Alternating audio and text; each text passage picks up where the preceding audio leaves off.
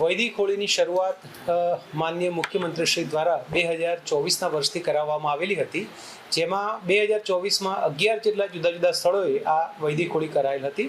2025માં આવા 42 સ્થળોએ અને ચાલુ વર્ષે આવા 101 સ્થળોએ વૈદિક હોળી કરવા માટેની વ્યવસ્થા મ્યુનિસિપલ કોર્પોરેશને કરેલી છે. હાલમાં શહેરમાંથી જે રખડતા પશુઓ પકડી અને બાકરોલ અને દાણી લીમડા કરુણા મંદિર ખાતે રાખી એની તબીબી સારવાર, દેખરેખ અને તમામ સુવિધા મ્યુનિસિપલ કોર્પોરેશને ગોઠવેલ છે.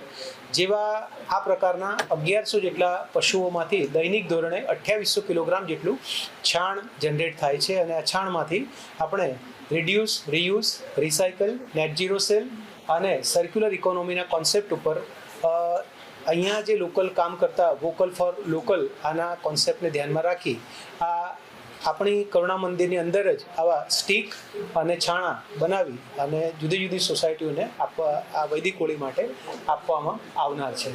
આ સેવા મેળવવા માટે એ લોકોએ ઓનલાઈન મ્યુનિસિપલ કોર્પોરેશનની ગૌ સેવા ડોનેશનની એપ છે, એ ડોનેશનની એપમાં ₹2500 જેવી નજીવી ટોકન અમાઉન્ટ પે કરી એનું ટોકન અમને CNCD વિભાગને જ્યારે આપવામાં આવશે ત્યારે હોળીના 2 દિવસ પહેલાં જ એના ડોરસ્ટેપ પર આની ડિલિવરી કરવામાં આવનાર છે.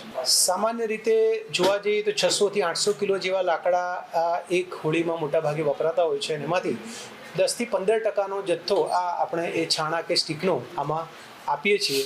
એટલે આ દ્વારા પર્યાવરણની જાળવણી અને વૃક્ષોનું જતન આમાં પણ એક નવી પહેલ સમગ્ર દેશમાં અમદાવાદ મ્યુનિસિપલ કોર્પોરેશન કરી રહ્યું છે.